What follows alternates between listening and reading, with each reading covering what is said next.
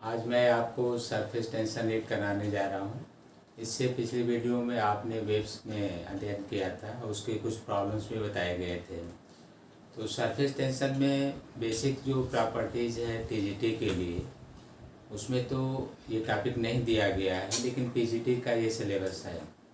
फिर भी किसी चैप्टर में ये उम्मीद की जा सकती है कि बेसिक कॉन्सेप्ट जो है उसके टीजीटी में भी पूछे जा सकते हैं।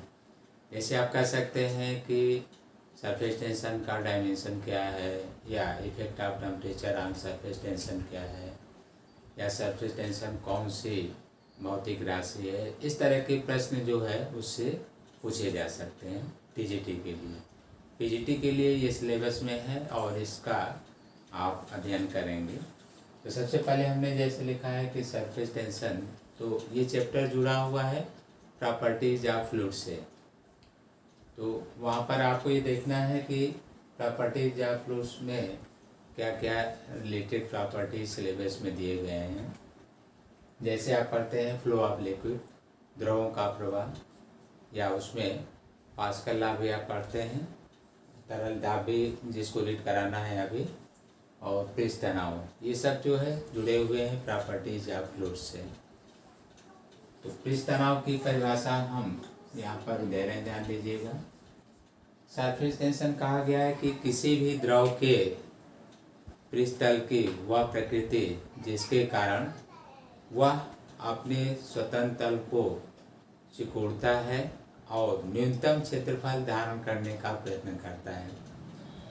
इस गुण के कारण उसके फ्री सरफेस में तनाव उत्पन्न हो जाता है, जिसे आप पृष्ठ तनाव कहते हैं। तो surface tension is the tension produces at free surface of the fluids, by which its tendency have to reduce and accepted minimum surface area।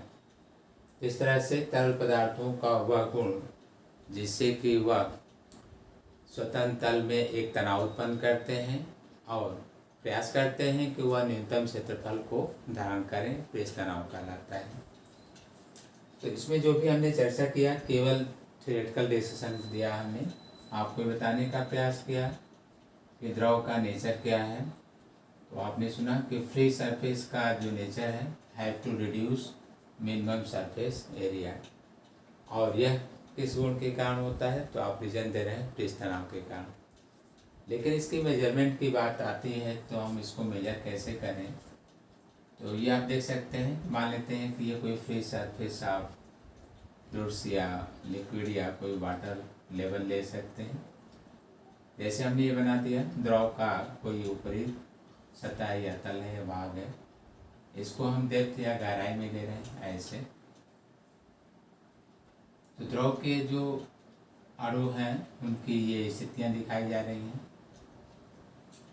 इस तरह से ऊपरी तल में ये कोई व्यवस्थित स्थिति में आपने इनको प्रदर्शित किया।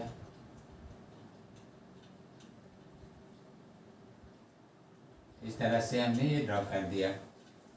अब आप कहते हैं कि इसमें कोई एक लेयर ले लीजिए, हाइपोथेटिकल द्रव का ही कोई एक लाइन या लेयर ले लीजिए। जैसे इसको हमने ज्वाइन कर दिया, इस तरह से डिसीजन किया। इसमें कोई लेयर लेना होगा तो एक लाइन और खींच दिया हमने। ये पूरा द्रव है यहाँ से यहाँ तक। जैसे कि हाथ को भी देख सकते हैं, ये प्लेन हो गया, इसमें कोई एक आप लेयर मान लीजिए, जैसे ये लेयर है।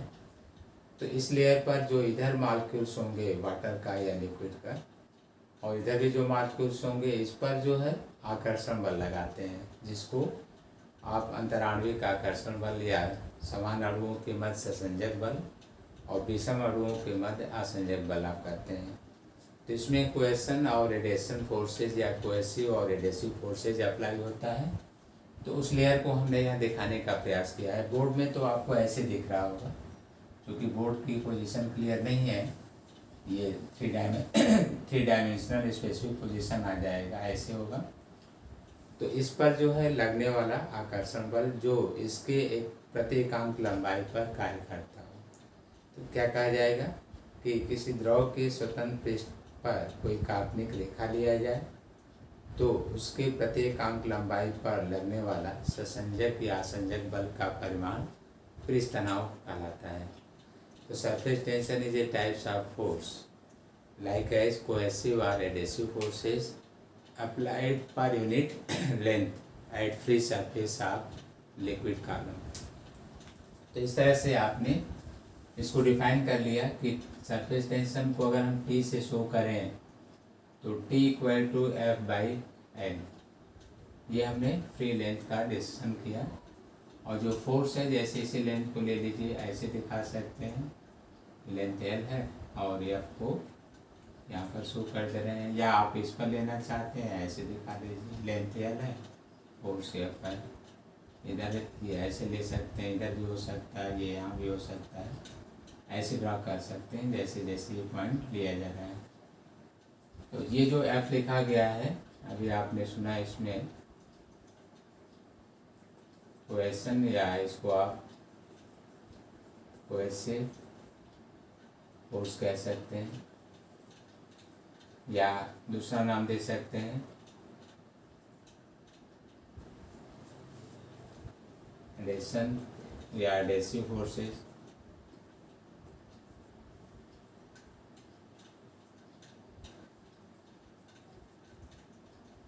तो इस तरह से ससंजक या ससंजन, जैसे यहाँ पर ससंजन बल,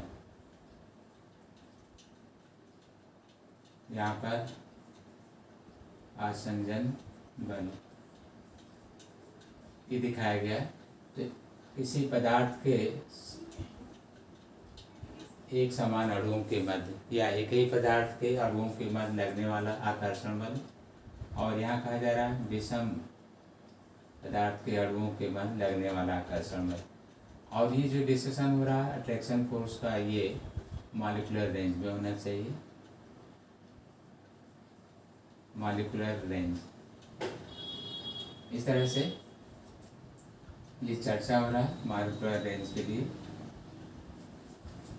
तो पृष्ठ तनाव की व्याख्या में आपने F को देखा कि F की प्रकृति क्या है। तो F कोई बाह्य बल नहीं बल्कि कह सकते हैं कि द्रव की अपने एक नेचुरल कह सकते हैं प्रॉपर्टी है, जिसकी वजह से वो ससंजक या संजक बल आरोपित करता है। तो F को आप इंटरनल ले रहे हैं, इसलिए हम T को जो है टेंसर राशि कहते हैं, अर्थात पृष्ठ तनाव एक सदिश राशि है या टेंसर राशि है, क्योंकि इसमें F का नेचर इंटरनल है और इसमें जो लेंथ है आप इसको मीटर में, इसे न्यूटन में शो करें तो न्यूटन पर मीटर ये इसका यूनिट होगा।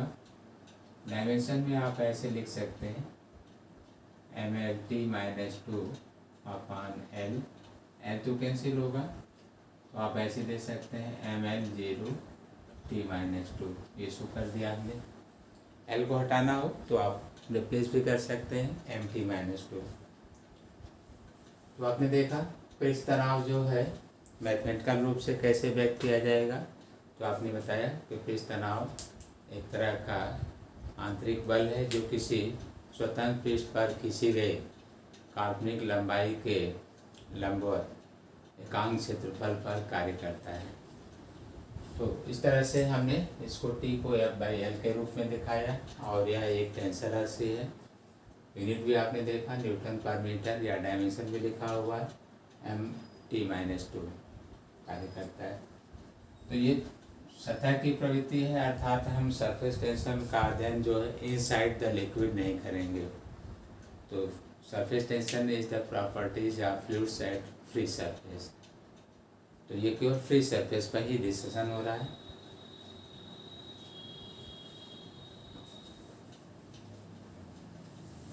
सरफेस टेंशन को जब मैथमेटिकली आप सॉल्व करते हैं तो एक समस्या आती है, उसको आप देख सकते हैं। जैसे हम फ्री सरफेस पर किसी रिंग की बात करते हैं, जैसे ये कोई रिंग है या बल है, इसके सर्कुलर डिस्क के रूप में दिखाना हो तो ऐसे आप दिखा सकते हैं। कोई रिंग है, बल है,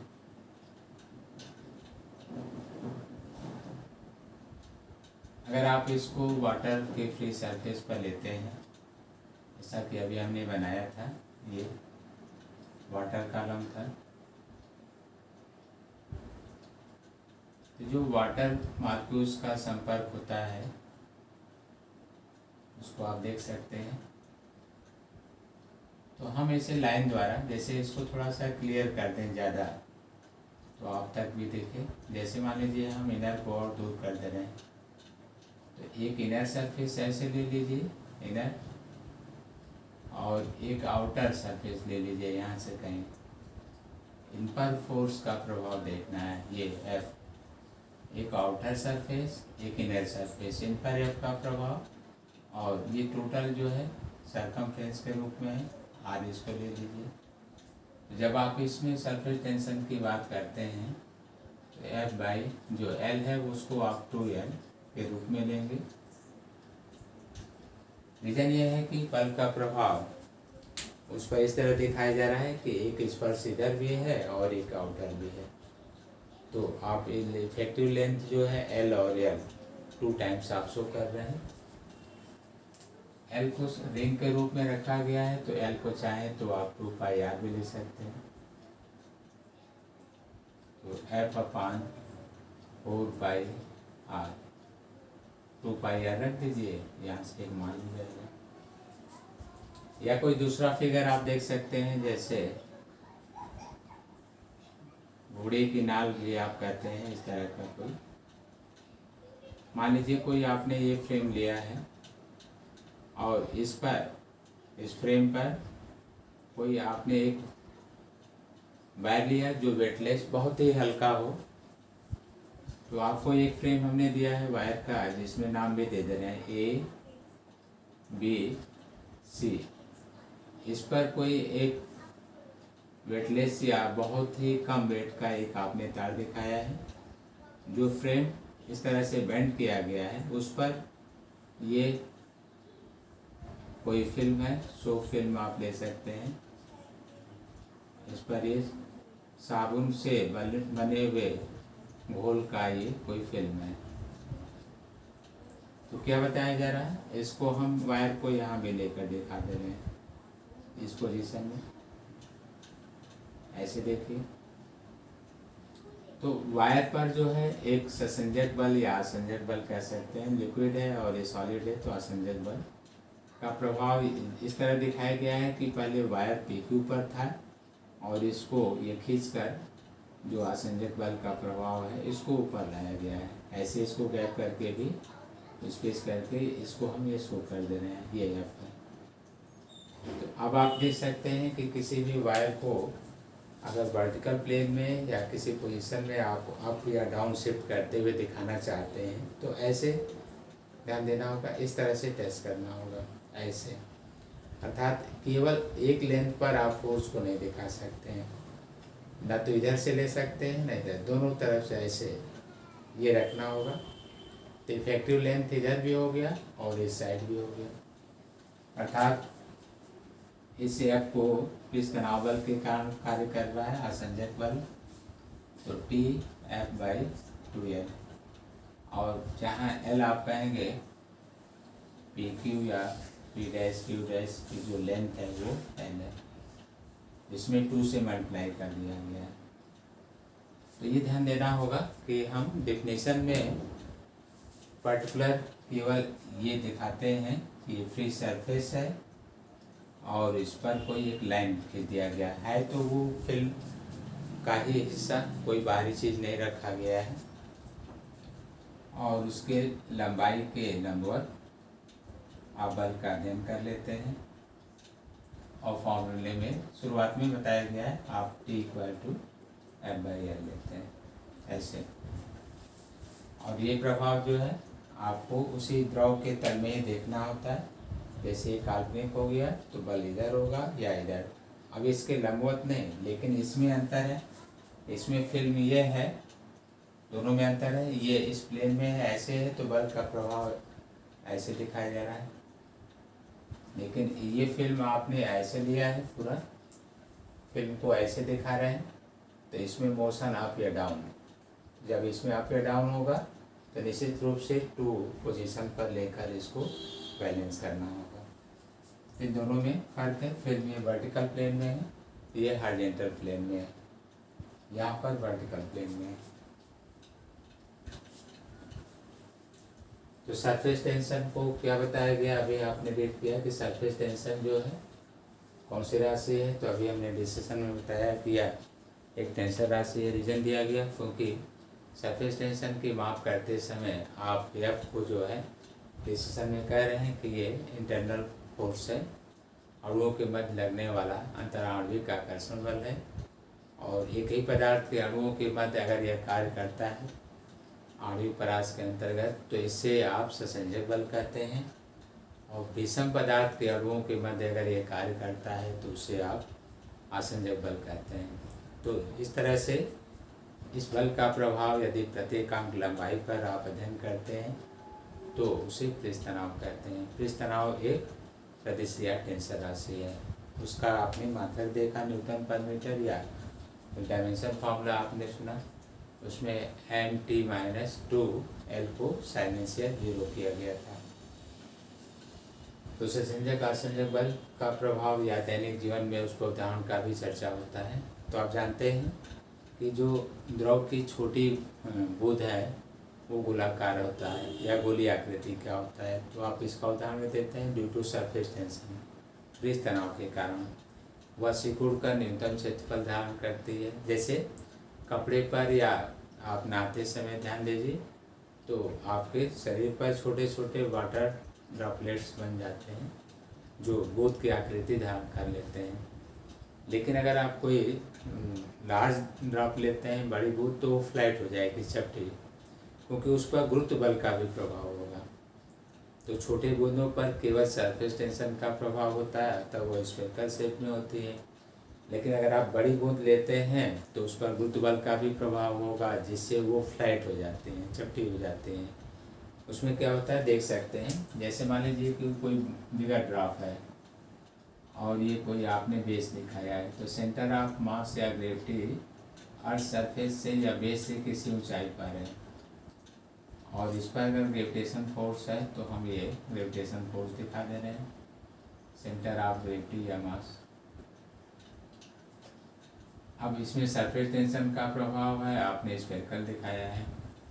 तो ग्रेविटी के प्रभाव को कम करने के लिए सेंटर ऑफ मास नीचे आ जाता है, अर्थात जो आपने स्फेरिकल ड्रॉप दिया है वो फ्लैट हो जाता है ताकि ये सेंटर नीचे आ जाए और इक्विलिब्रियम या बैलेंस पोजीशन को बनाए रखे। या कह सकते हैं कि mgh को रिड्यूस कर सके, क्योंकि वो टेंशन एनर्जी है। जितना ही लो रखेगा स्टेबिलिटी उतना ही हाई होगी। तो यहाँ पर ये डिस्कशन आपको मैंने एक्सप्लेन करके दे दिया कि बड़ी बूंद चपटी होती है ताकि उसके सेंटर ऑफ ग्रेविटी अर्थ के आसपास आ सके, जिससे कि वो स्थायी संतुलन की अवस्था में हो।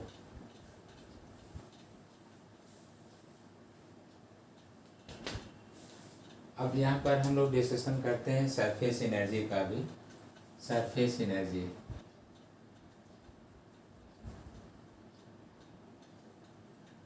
यहाँ बताने का ही प्रयास किया गया है कि जो फ्री सरफेस हमने ड्रॉ कर रखा था, वाटर का यहाँ पर फ्री सरफेस ड्रॉ किया गया था। तो जो फ्री सरफेस आप ये दिखा रहे हैं, इसमें मान लीजिए ये मॉलिक्यूल्स हैं। फ्री सरफेस में मॉलिक्यूल की ये पोजीशन दिखाई जा रही है, ऐसे बाकी मॉलिक्यूल्स इनसाइड द फ्लूइड्स लिए जा रहे हैं।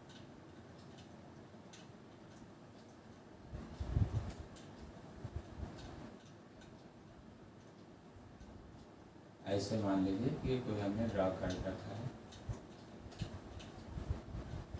तो जो लिक्विड के इनसाइड होते हैं उन पर ससंजक बल का या आसंजक बल का प्रभाव सभी दिशाओं में समान रूप से होता है। तो नेट जो है आप फोर्स इनसाइड द फ्लूइड्स लेते हैं 0, लेकिन जो फ्री सरफेस पर होते हैं उनके पास एक्सेस काइनेटिक एनर्जी होती है। काइनेटिक एनर्जी एक्सेस होती है, यहाँ पर टोटल लिख दे रहे हैं T एट सरफेस, जबकि यहाँ पर जो है काइनेटिक एनर्जी केवल E की मान के चल रहे हैं। तो जो इस पृष्ठ में उपस्थित हैं मॉलिक्यूल्स, उनके पास काइनेटिक एनर्जी मैक्सिमम कहाँ से आ गया। तो ये डिस्कशन में है कि अन्य अणु रैंडम इनसे कोलाइड करते हैं, तो जिनके पास काइनेटिक एनर्जी ज़्यादा होता है वो सरफेस पर पहुँच जाते हैं। क्योंकि जितने भी द्रव के मालिक्यूल्स हैं वो जिग जैग मोशन टेढ़ी मेढ़ी गति करते रहते हैं अंदर और अनियमित पथ होता है, एक दूसरे से टकराते भी रहते हैं। जब अंदर वो टेढ़ी मेढ़ी गति करते हैं, एक दूसरे से टकराते हैं, तो उन पर एक जो है अतिरिक्त अचानक कोई बल का प्रभाव, परिणामी बल का प्रभाव अधिकतम हो जाए तो वो अधिक गतिज ऊर्जा लेकर सतह पर आ जाते हैं। इस तरह से सतह पर उपस्थित जो अणु हैं वो पृष्ठ को अतिरिक्त बल या दाब देकर ऊपर उठाते हैं। मान लीजिए कि थोड़ा लेयर ऊपर उठ गया है, तो इसमें जैसे ही खाली होगा मालिक्यूल्स की संख्या और बढ़ जाएगी। फिर और उठाने का प्रयास करेंगे, मालिक्यूल्स की संख्या और बढ़ जाएगी, खाली स्थान हुआ तो और मालिक्यूल्स आ गए। तो अगर इसको आप कंटिन्यू बोलते रहें तो मैक्सिमम जो है tendency to move at free surface of molecules. तो जितने मालिक्यूल्स हैं तो आप ऐसे तो फ्री सरफेस में भेज देंगे मैक्सिमम, तो फ्री सरफेस का एक्सपेंशन होगा, उसका एक फैलाव होगा, और फ्री सरफेस का एक्सपेंशन होगा तो और मालिक्यूल्स आ जाएंगे, जगह मिलेगा। तो ये कहा गया कि इनकी संख्या बढ़ जाने से अब इनमें एक्सेज एनर्जी आ जाती है, क्योंकि आपने टोटल ऐड कर रखा है। और सरफेस अपने को बैलेंस बनाए रखने के लिए, जैसे कि ग्रेविटेशन पोटेंशियल एनर्जी हर जगह एक समान हो या उसका सरफेस पर ग्रेविटी का इफेक्ट एक समान हो, वो अपने सरफेस को सिंक करता है ताकि एक्सेज मालिक्यूल्स को वहाँ से हटा सके। और जैसे सिंक करता है, मालिक्यूल्स को हटाता है, उसमें उसका कर्व सरफेस प्राप्त हो जाता है और उसमें तनाव बल उत्पन्न हो जाता है, जिसे हम पृष्ठ तनाव कहते हैं। लेकिन डेफिनेशन देना था सरफेस एनर्जी का, तो आप कह सकते हैं excess energy of molecules at free surface of the fluids is known as surface energy. तो किसी द्रव के स्वतंत्र पृष्ठ तल में उपस्थित अणुओं के समूह द्वारा उसके भीतर उपस्थित अणुओं की तुलना में अतिरिक्त ऊर्जा होती है, और यह ऊर्जा उस द्रव की पृष्ठीय ऊर्जा कहलाती है।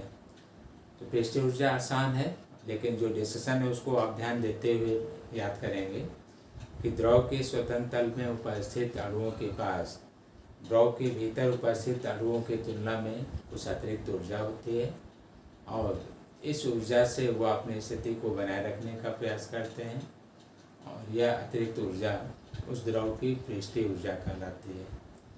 तो surface energy of the molecules at free surface have excess position with respect to another molecules lies inside the fluids or liquid. तो हमने इसमें पृष्ठीय ऊर्जा की चर्चा किया और पृष्ठ तनाव की व्याख्या किया। पृष्ठीय ऊर्जा के आधार पर पृष्ठ तनाव भी बताया कि द्रव के स्वतंत्र पृष्ठ की प्रकृति होती है कि वह न्यूनतम स्थितिज ऊर्जा या गुरुत्वीय स्थितिज ऊर्जा को धारण करे, और न्यूनतम गुरुत्वीय स्थितिज ऊर्जा को धारण करने के लिए सतह से अणुओं को रिप्लेस किया जाता है, हटाया जाता है, जिससे कि सिकुड़ता है। हटाने के लिए द्रव सिकुड़ता है और इस कारण उसमें तनाव उत्पन्न हो जाता है, और सिकुड़ने पर वो मिनिमम क्षेत्रफल धारण करता है। तो आपने ये भी पढ़ा है कि किसी भी दिए हुए आकृति की तुलना में गोले का पृष्ठ क्षेत्रफल कम होता है, अतः मिनिमम एनर्जी धारण करने के लिए वह स्फेरिकल के रूप में आ जाता है, जिसको हम लिक्विड ड्रॉप या उसी का सोप बबल भी आप कह सकते हैं, लेते हैं। तो दो हीटिंग आपने सुना, पृष्ठ तनाव क्या होता है, पृष्ठीय ऊर्जा क्या होता है। अब आप पृष्ठ तनाव पर जो है बाह्य कारक का प्रभाव भी अध्ययन कर सकते हैं। तो effect of external agency on surface tension, जैसे हम चर्चा करें ताप का ही, तो किसी द्रव अवस्था में किसी पदार्थ की अगर हम लिक्विड या द्रव अवस्था की बात करते हैं तो ताप बढ़ाने पर पृष्ठ तनाव का मान घटता है। लेकिन हम गैसों की अगर चर्चा करते हैं तो ताप बढ़ाने पर सरफेस टेंशन या उनकी विस्कोसिटी की भी चर्चा होती है, बढ़ती है।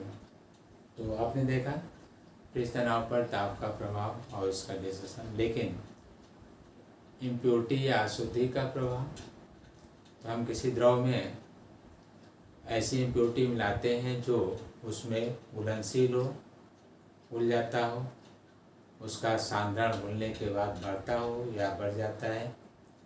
तो इस तरह से ऐसे विलयन में पृष्ठ तनाव बढ़ेगा, अर्थात विलयन का सांद्रण बढ़ने पर पृष्ठ तनाव का मान बढ़ता है। जैसे शरबत और सिरा ले लीजिए, तो शरबत जो है हल्का होगा जबकि सिरा गाढ़ा होता है, तो सिरे का जो पृष्ठ तनाव शरबत से अधिक होगा।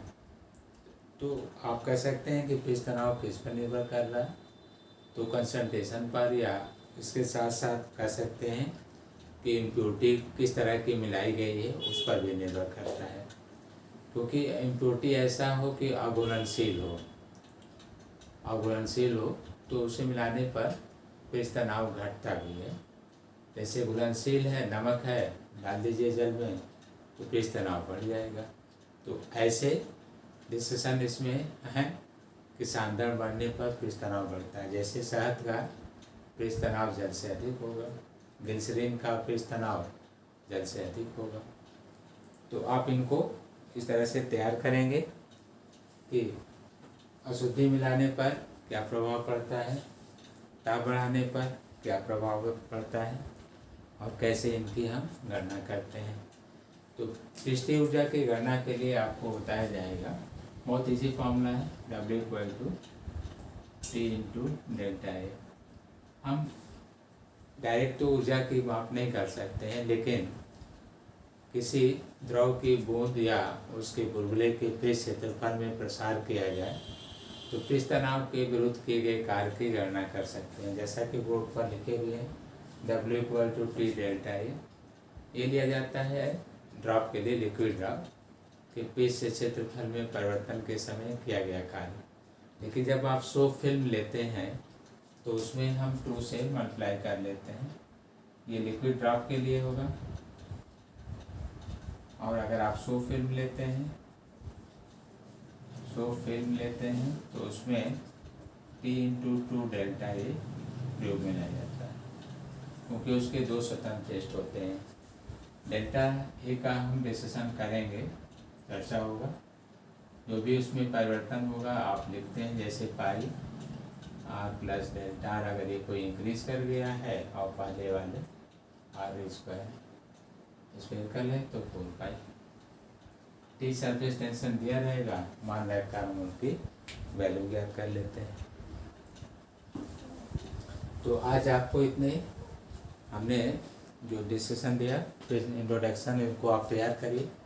पृष्ठ तनाव क्या होता है बताया गया, पृष्ठ तनाव को प्रभावित करने वाले कौन कौन से कारक हैं, इम्प्योरिटी का क्या प्रभाव होता है, ताप बढ़ाने का क्या प्रभाव होता है।